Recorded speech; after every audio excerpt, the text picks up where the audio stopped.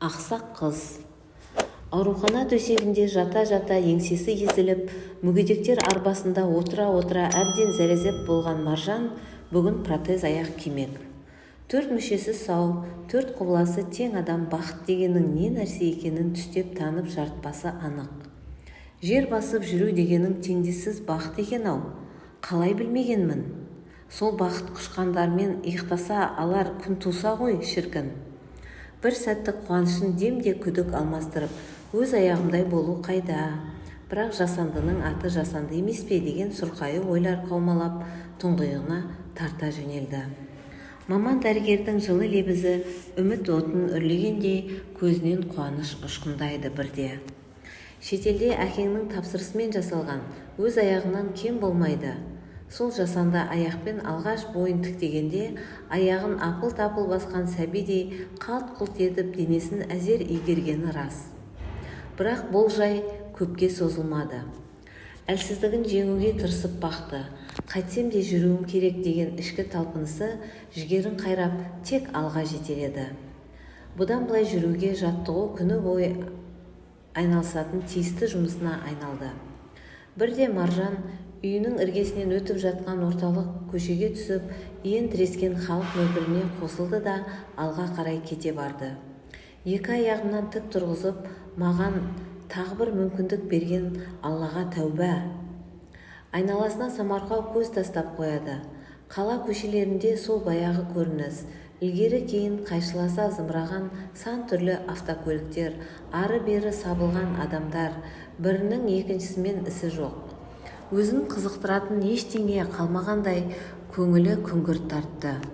Өмірдің тарам-тарам жолдарынан өз соқпағына түсіп, тіршіліктің керек-жарағын тірнектеуге тыраштанып, безектегендер басқаның қайғы-қасіретін қайтсын. Кенет жолдың арғы қапталында өзгелерден оқшауырақ бағдаршамның жасылын күтіп тұрған таныс жүз жылы ұшырағандай анықтап көз салды. Күйеуі. Ол жалғыз емес еді. Қолтықтаған әлде келіншек, әлде бойжеткен, әйтеуір біреуі бар. Қыз жүзін ары бұрып, күйеуіне бірдеңені айтып, наздана қарайтын сияқты. Жүрегі кеудесін бұзып сыртқа шығып кетердей атқақтай соқты. Көз алды тұманданып бұлыңғыр тартты. Басы айналғандай ма, әлсіздікті сезінді.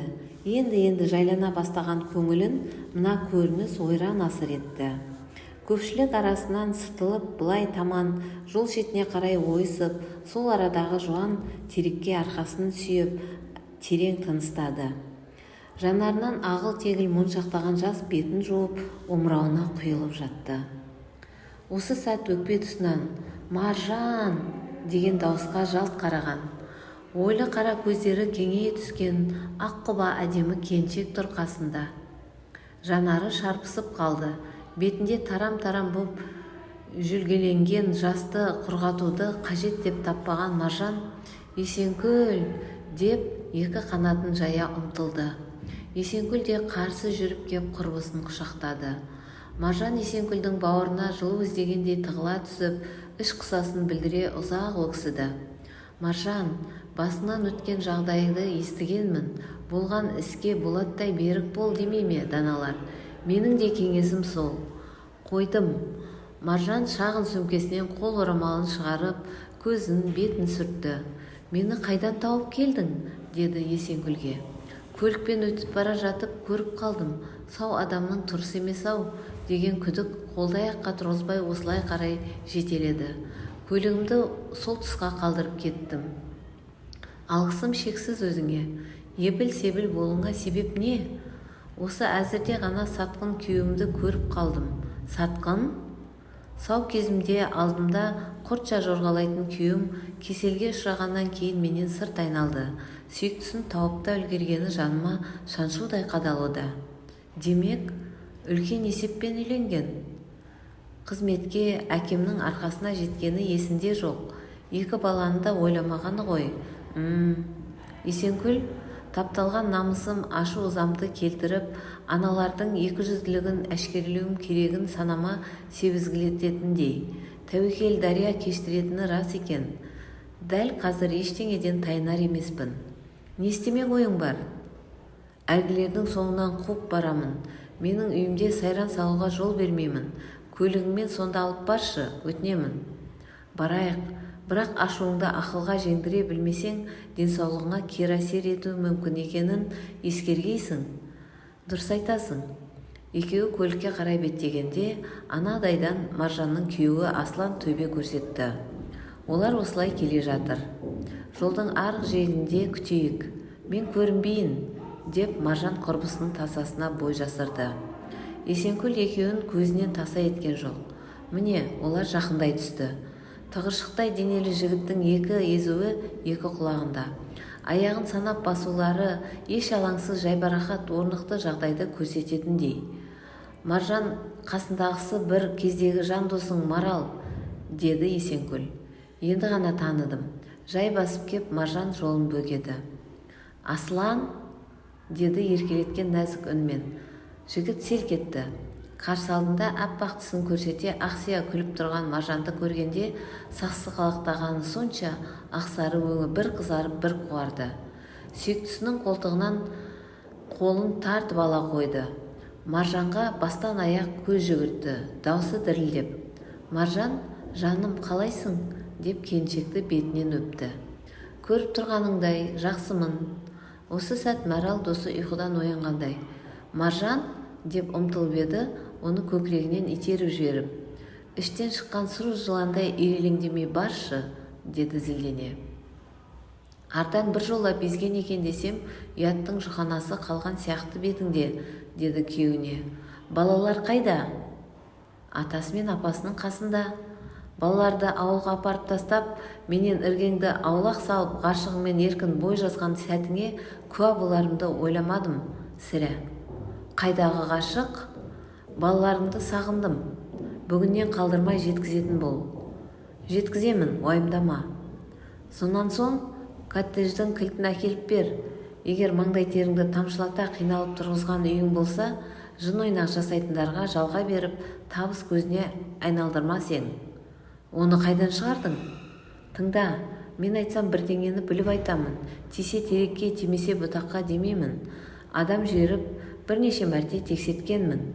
Тексерушілер дұрыс ақпарат бермеген. Заң жүзінде ажырасып, алиментке беремін. Маржан, кешірші, ажырасқым келмейді. Менің үйімде әкем орналастырған қызметте емін еркін көңіл көтеру қолайлы. Ажыраспасаң, қасыңдағыға қалай үйленбексің? Оған неге үйленуім керек? Оның күйеуі бар. Өтірікті де адам иланатындай қисынмен айтсаңшы. Табансыздығың, тайғанақтығың, екіжүзділігің жаныма тие бастады. Қолыңмен істегеніңді мойныңмен көтеріп, нағыз ер азамат сияқты ағыңнан жарылсаң, мүмкін ойланар едім. Маржан, балаларымнан айыра көрме, кешіре алсаң кешір. Адам қиын қыстау кезеңде танылады. Бұрын танымай келіппін. Мына бейшаралығыңды көңіліме сіңіре алмай, сен үшін ұялып тұрмын. Маржан, қандай бейшаралығымды көріп тұрсың? Бұрынғы сол Асланмын. Сенмен сөз жарыстыруға зауқым жоқ. Машинамды да әкеліп қоясың осында. Кілтін қолыма ұстатасың. Енді өзім жүргіземін. Дегенің болсын. Қызметіңде қалар қалмасың да екі талай. Әкем опасыздығыңнан бейхабар. Енді шындықты жасырмаймын. Маржан, бәрі сен ойлағандай емес. Марал сөзге араласып еді, Маржан сөзін аяқтатпай тыйып тастады. Мен арқылы әкемнен көрген көмегіңді ұмыта қоятын жөнің жоқ еді. Жақсылығымды жамандықпен қайтардың. Сен опасыз, аяр, мені туған күніңе шақырып, сусынға ұйықтататын дәрі қосып беріп, апатқа ұшырап, өлгенімді тіледің. Маржан, не айтып кеттің? Ойыңнан шығара берме өйтіп. Нағыз шындық, тілге тиек етіп тұрғаным. Арамзалығың үшін сен сотқа беруің де мүмкін. Маржан айтарын айтып боп, Есенкүлді қолтықтап жөнеле берді. Былай шыға бере Есенкүл, Маржан, Маралдың сусына ұйықтататын дәрі қосып берген рас па? Деді. Рас. Қанның құрамы тексергенде анықталды. Айтарға сөзім жоқ. Біздікіне барайық, Есенкүл. Апамен таныстырып қояйын. Есенкүл кеткеннен кейін Маржан төсегіне жата кетіп ойға шомды. Уақыт өткен сайын алыстай беретін қайталанбас жастық шағының есіне қалған үздік-үздік суреттері, көріністері көз алдынан өтіп жатты. Маржан ауқатты отбасында туып өсті, ішкені алдында, ішпегені артында дегендей байлықтың шалқарында балықтай жүзіп, бұлаңдап өсіп бой жетті. Бәріне тіпті қастерлі ұғым ретінде дәріптелетін құндылық атаулыға байлықты өлшем етті. Сөйтіп жүріп мектеп бітірді. Жоғары оқудың да есігі Маржанға айқара ашылды. Есенкүлмен алғаш бір бөлмеде тоқайласты. Қызға бастан аяқ тыжына көз жүгірткен Маржан жыланша жерілді. Суханы сүймейтінін бет әлпетінен ақ байқатқан. Бөлмесіне ұнамағанын Есенкүл де сезді. Есенкүл бір аяғын сылтып басатын кемістігі бар еді. Кемтарлығымен қоса кедей қызбен қатар жүріп тұруда бойына мін санаған сыңайлы. Үлде мен бүлдеге оранып, өзіне бармен өзге ұрған сәнқой бойжеткен бақыт дегенді байлықтың баламасы деп ұқты және өзін бақыттылар санатына қоятын. Бірінші курста әкесі оған қымбат көлік сыйлағанды. Есенкүл көп сөйлемейтін, ықпалдылардың ырқына қоғадай иілу әдетінде жоқ, бір тоғай есті қыз. Сабаққа алғыр, алдында құрақ ұшып жарамсақтануды әбестік санайтын мінезі Маржанды шапқа түрткендей жындандыра түседі. Осы сырттай өз атымен емес, ақсақ қыз деп атайтын. Маржанның қолтығына тығылушылар да Есенкүлді солай атай бастады. Бірде достарына, анау біздің бөлмедегі ақсақ қыздың суреті оқу озаттарының қатарында тақтаға ілініпті деп сампылдай сөйлегені сабақ беретін ұстазының құлағына шалынып қап ескерту алғаны бар. Маржанмен жеке сөйлескен ғалым ұстаз, байлық жуса кетіп қалатын қолдың кірі. Өмірде мәңгілік өзгермейтін ештеңе жоқ. Ертең бүгінмен өлшеу ағаттық. Байдың кедейленіп, кедейдің байып кетуі әбден мүмкін. Сен ақсақ қыз атандырған Есенкүл іштей солай тумаған. Келеке мазағыңның нысанасына айналған қыздың бұндай күйге қалай душар болғанын білсең, жылар едің. Бетіне қатты айтқан сол ұстазын соңғы кездері жиі есіне алатын болып жүр. Бірде сабақтан енді ғана келіп бөлмеге енген Есенкүлмен әлденеге көңіл күйі болмай отырған Маржан байланса түсті. Тарпылдатпай аяғыңды көтеріп бассаң нем кетеді? Тарпаң жүрісінен ақ жүйкем жұқарып бітті ғой, деді оған ішіп жеп қоярдай түнере қарап. Көтеріп басуға аяғым жарамайтынын біле тұра, неге өшің бардай шүйле бересің? Деді Есенкүл ашуға булығып. Сені мүгедек қылған мендей-ақ шаптығасың ғой, дауыс көтеретін кім едің? Мүгедек болмаймын деп Құдаймен келісімшартқа отырып бедің? Күлме досқа келер басқа дегенді қаперіңе ұстағайсың. Сен тым асып барасың, әр нәрсеніңде шегі бар. Айылыңды осы арадан жия қоймасаң, көп асқанға бір апат, кесірліге бір кірапат болары анық, деді де бұрылып жүре берді. Есенкүл сол күні-ақ бөлек бөлмеге ауысып, кесірлі бойжеткеннен іргесін аулақ салған. Жаңа қонысының байырғы тұрғындары соңғы курс студенттері екен. Олар диплом жазу үшін пәтерге шығып кеткендіктен Есенкүл бөлмеде өзі ғана. Әлгіндегі Маржанның өктемсуі, мүгедектігін бетіне басуы жанын күйзелтті. Көз жасына ерік берді, жылап жатып ұйықтап кетіпті. Есенкүл орнынан тұр, мойыма, бәрі жақсы болады деген анасының даусынан ұйқысы шайдай ашылды. Апасының алдына алып, айналып үйіріліп, бетіне құшылана сүйетіне есіне түсіп, жанарынан мөлдір тамшы сорғалай жөнелді. Өгей шешесіне қаршадай қыздың жүріс-тұрысы да, өзі де сөзі де жақпады. Әкесінің көзін ала беріп, қағып жеріп, итеріп қалып, қақпақылдың тасындай қағыстыратын. 5 жастағы кезі, байқаусызда бір шыныны сындырып қойғаны үшін шапалақпен жанынан салып жеріп, шырылдап жылағанына да қарамастан сыртқа қарай қолымен дедектетіп жетелей жөнелді. Қораның төбесіне шық, деді саты ағашты көрсетіп. Тырп етуші болма, деді зекіп. Қимылсыз ұзақ отырудан жалыққан бүлдіршін ұйықтап кетіп, төбеден құлап кетеді. Аяғым-ай деп жан даусы шыға безілдеп жылап жатқаны, үстіне бақытына қарай әкесі кеп қалғаны. Қызын жерден көтеріп алып не болғанын сұрап біледі. Үйіне кірсе, әйелдің қағанағы қарт, сағанағы сақ, бейтаныс келіншекпен ішімдік ішіп, қызара өтіп отыр екен. Адамға тән мейірімнен жұрдай қатыгез әйелмен бір шаңырақ астында мынадай жағдайдан кейін өмір сүру мүмкін емес екенін сезінген әке әйелмен бір жола қоштасты.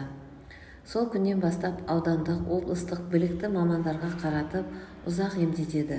Өкінішке қарай Есенкүл аяғын сылтып басатын боп қалады. Маржан оқуын бітірісімен табысы мол қызметке орналасады. Әке дәулетінің арқасында қол жеткізген коттеджді, өзін жақсы көретін күйеуі, қымбат көлігі, ұлы мен қызы бар.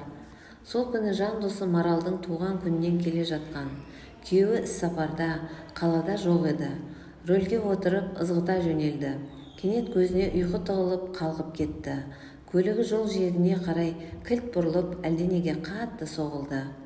Көзінің оты жарқ етіп, қап-қараңғы түнекке жұтылып кете барды. Қай уақыт екені белгісіз, көзін ашса, ақ халатты дәрігер басына төніп отыр екен. Тітіргендіргіш дәрі ескеткен болу керек. Қасында денесінен бөлек жатқан өз аяғын көріп, есінен танып қалды. Маржан ауруханада ұзақ жатты. Бәрі бітті. Болашағым болдыр, күңгірт. Бүйтіп қасірет шеккенше апат үстінде жан тәсілім еткенім дұрыс еді. Алла тағала көресісін көрсін деп тірі қалдырған ғой. Тағдыр тауқыметі жанын жегідей жеп, қайғының қара дауылы әбден сілікпеледі. Дөңгелек жүзі суалып, екі жағы пышақ жонындай сорайып, адам танығысыз өзгерді. Әншейінде өліп өшіп тұратын күйеуінің өзінен теріс бұрылуы Маржанға дүние төңкеріліп кеткендей әсер етті. Отбасы жанышыры, отағасының мүттәйімдігі, келіншектің адамдарға деген сенімін жоғалтуға жеткізді. Басы аман кезінде қасынан бір елі қалмайтын достары көп еді. Солардың көп-ақ отбасының өзекті мәселелерін шешерде Маржанның көмегіне жүгінетін. Маржан, бәлен жерде танысың бар ма? Күйеуімді жұмысқа орналастырайын деп едім. Маржан, інімді бір жерге іліндіріп берші, деп тыным бермейтін. Басына іс түсіп, екі дүниесі ортасында жатқанда солардың бірі де есігінен сығалаған жоқ. Сығалау былай тұрсын, телефон шалып хал сұрауға жарамады. Соңғы кездері Маржанның есінен Есенкүл шықпайтын болды. Күлме досқа келер басқа демеп пе едім, деп табалап тұрғандай көрінеді. Өзінде жоқ артықшылық Есенкүлдің бойынан мен мұндалағанда ішінен қызғаныштың қызыл иті шабалана тұра ұмтылар еді. Есенкүлдің өмірді тереңірек түсінетіні, әр нәрсенің қисынын, алдағы беталысы қалай өрбитінін, соңы немен тынарын болжай білетін ақыл зеректігі, ұшқыр ойлылығы таңдандыратын. Төсегінде мамандығына үш қайнаса сорпасы қосылмайтын әр алуан ғылыми әдебиет оқып жатқанын көргенде кітап не тең екен деп тыжыранып теріс айналатын. Есенкүл университетті үздік бітірді. Кейінгі өмірінен хабарсыз. Бір кезде қатар жүруден намыстанып, суқаны сүймейтін сол Есенкүл бүгін ең жақын адамы секілді. Жан қалауын да, ауырған жерінің емін де Есенкүл табатындай, әйтеуір оған деген көңілі алабөтен. Адам осылай да өзгереді екен-ау. Есенкүлсіз таң атып күн шықпайтындай сезінген Маржан күйеуі Бақыт екеуін сенбі күні түске асқа шақырды. Бөлмеге бас сұққаннан-ақ қабырғадағы кітап сөрелеріне назар салған Бақыт: Маржан, бай кітапханаң бар екен, кітаппен араларыңнан қыл өтпестей тату екеніңді байқатқандай, деді жымиып. Өкінішке қарай кітаппен кешірек басыма іс түскеннен кейін ғана достастым. Оқасы жоқ, ештен кеш жақсы. Кітапсыз адамның өмірі бос депті бір ойшыл. Кітаппен дос бол, кітаптың жомарт беттері көзіңді тосар адал дос, одан жоқ тегі, деп Расул Гамзатов атамыз тегін айтпапты. Бақытта кітап құмарлардың бірі, деп Есенкүл күйеуін аялай қарады. Астан соң Бақыт рахмет айтып кетуге рұқсат сұрады. Сіздер асықпай әңгімелесе беріңіздер, мен балаларға барайын. Есенкүл: қанша балаларың бар? Деп сұрауды естен шығарыппын ғой. 2 ұлымыз бар. Кеше Бақыттың ата-анасының үйіне қалдырып кеткенбіз. Ол кісілер қала сыртындағы ауылда тұрады. Немерелерін көріп тұрмаса көңілі көншімейді. Есенкүл Маржан әңгіме ауанын басқа арнаға бұрды. Алдыңда кінәлімін. Саған жасаған қиянатым есіме түссе, кірерге тесік таппаймын. Назаңа ұшырадым. Жер басып жүргендердің бәрінен биікпін деп есептедім. Ақыры тым асқақтағаным салдарынан мынандай күйге ұшырадым. Кешір мені. Есенкүлдің алдында бас иді. Жанарынан мөлдір тамшы құйылып жатты. Есенкүл орнынан ұшып тұрып Маржанды екі иығынан құшақтады. Бұның не, Маржан? Ол жайда әлдеқашан ұмытып кеткенмін. Жүрекке түскен жара жоқта жазылмайды, ұмытылуы да мүмкін емес. Жастық шақта қателікке ұрындыратын кез ғой. Тәкаппар едің, бірақ қайырымды болатынсың, басқаларға көмектесіп жүретінсің. Мені бұлай бағалайтыныңды білмеппін. Кезінде қатты ренжігенім рас, бірақ кек сақтап, жамандық тілегеннен аулақпын. Рахмет, Есенкүл, сен болмасаң қайтер едім. Ішкі сырымды кім тыңдайды менің? Айтпақшы, күйеуің балаларыңды алып келді ме? Алып келді, бақшаға бергенбіз. Таңертең әкетіп, кешке қарай жұмысынан соң әкеліп жүр. Басқа тепсең кетпеймін. Маралмен ешқандай байланысым жоқ. Кездесіп қалып өткен кеткенді еске алып келе жатқанбыз. Оның саған қастандық жасағанынан хабарсызбын, деді. Тіпті де не істерімді білмей далмын. Тағы бір мүмкіндік бергенің жөн. Қабырғаммен ақылдасып көрейін. Балаларды туған әкесінен ажырату қиянат. Есенкүл, алдыма үлкен мақсат қойып отырмын. Маржан жадырай сөйледі. Қандай? Есенкүл елең етіп құрбы жүзіне таңырқай қарады. Опасыз жігіттердің арбауына түсіп алданып, құрсағындағы баладан құтылудың жолын іздейтін қыздар мен тастанды балалардың панасыз аналардың мүддесін көздейтін бір іс ашсам деймін. Мынауың керемет қой, Маржан. Қаракөз бүлдіршіндердің шетелге сатылуын болдырмауға, санамыздың артуына теңізге тамған тамшыдай үлес қоссам өзімді бақытты сезінер едім. Бұл арман ғана. Арман нақты іске айналу үшін әлі көп еңбектенуім, жүгіруім, миды істетуім керек. Дұрыс айтасың, бақыт заңгер ғой, сұрағына жауап беруге әрқашан дайын. Рахмет, сенің қолдайтыныңды ішім сезген. Мұндай ізгілікті істі қалай қолдамасқа? Маржан мен Есенкүл тұңғыш рет сыр ақтарысып ұзақ отырды. Досының көңілін аулаған Есенкүл жұмысы бастан асып жатса да асығыстық танытпады. Авторы Тұрсынхан Шәлдибекқызы. Құрметті тыңдармандар, егер де әңгімені соңына дейін тыңдаған болсаңыздар, арнаға тіркеліп, пікірлеріңізді жаза кетіңіздер.